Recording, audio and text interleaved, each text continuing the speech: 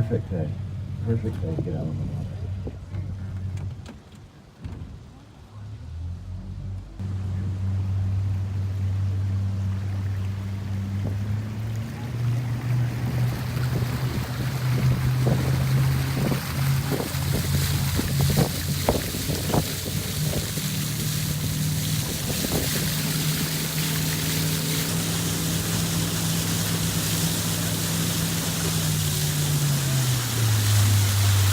Was the director of the Art Institute of Chicago.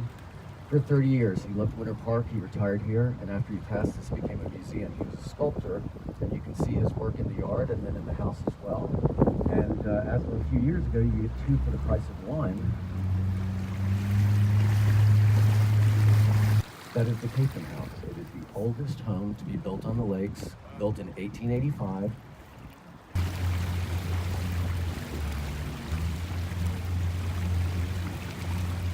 No elephants, but sometimes a brontosaurus.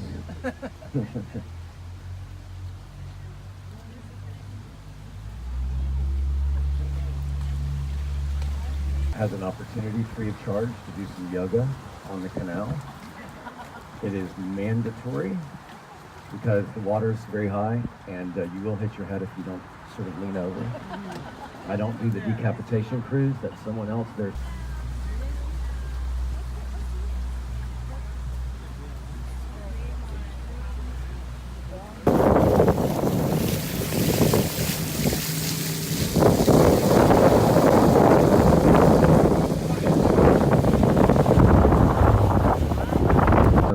in the area where the Mizell family, they were back in 1858.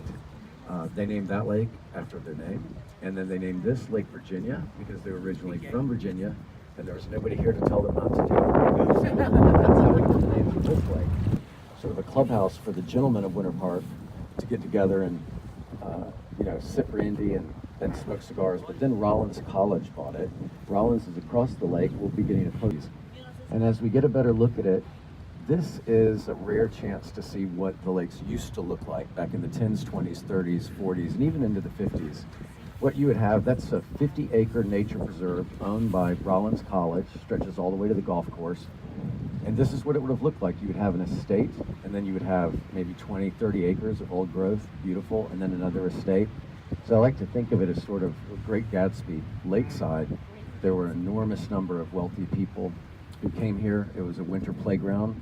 It's one of the first planned communities in the United States. One of the founding fathers of the United States founded the state of Connecticut. This college is an 80-acre campus that was ranked in the top 5, I believe it was last year, by Princeton Review, most beautiful campuses. It's the most portable walking campus. We have a Matisse, a Picasso, it's extraordinary. And that is also not only open to the public, but also free of charge. So you can make a nice afternoon at Rollins.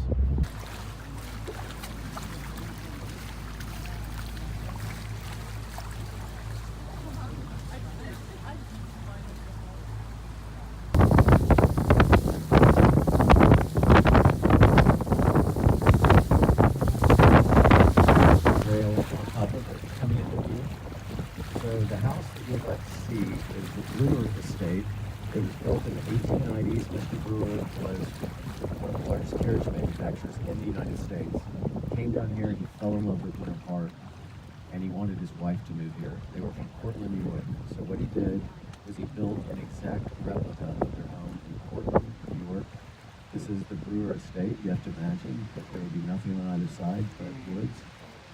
That house has 8 bedrooms, 7 bathrooms, servant's kitchen, another full kitchen, and a ballroom.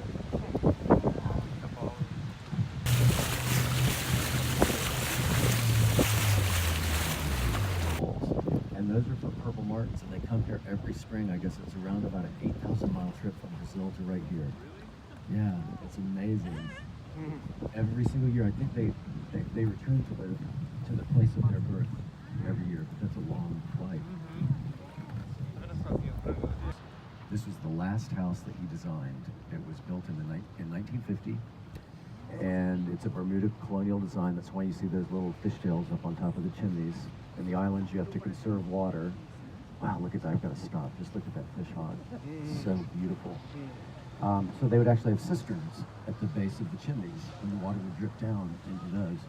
Features of this house, every room has a view of the lake and then the beach. And you're not allowed to do that anymore. They just hauled in some sand and made it. That's against the code. You know, I just don't want anyone to scream out, because I've made the mistake about warning people at the side, and someone just blood curdles to scream out, and then other people start to panic.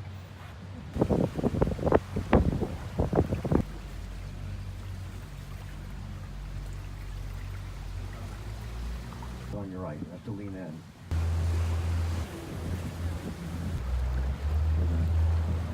Yeah, no.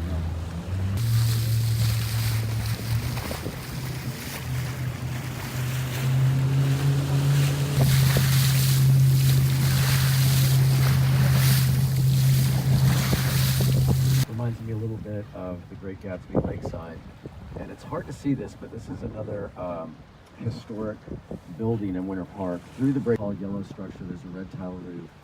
That is the old Hotel Alabama on Alabama Drive.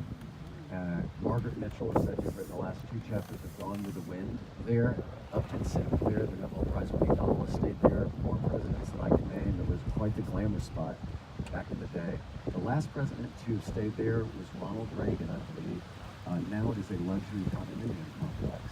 And then we get a little bit more of Winter Park's past. This is, I mentioned, the James Gamble Rogers, great architect from Winter Park. This is one of his homes here. And what can I say about that lawn? Just unbelievable. It seems to me that's like the kind of a lawn you would see in England. Yeah. Just gorgeous. And this is Winter Park president. This is, it's more and more like this is a big house on that side. Shoulder to shoulder. That one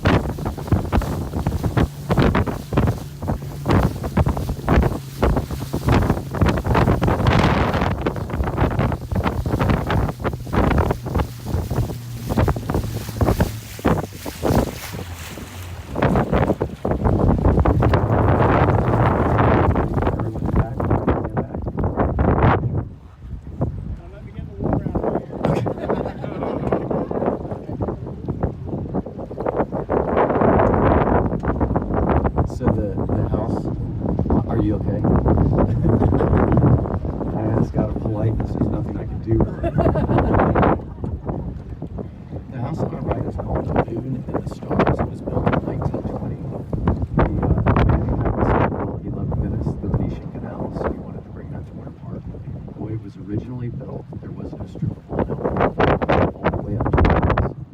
And out in Venice, right? And so he came out one day and found his grandchildren jumping off the balconies, and so he had this put on. So this is an island. It's 12 acres, 11 acres, so there was some kind of Italian thing going along this peninsula.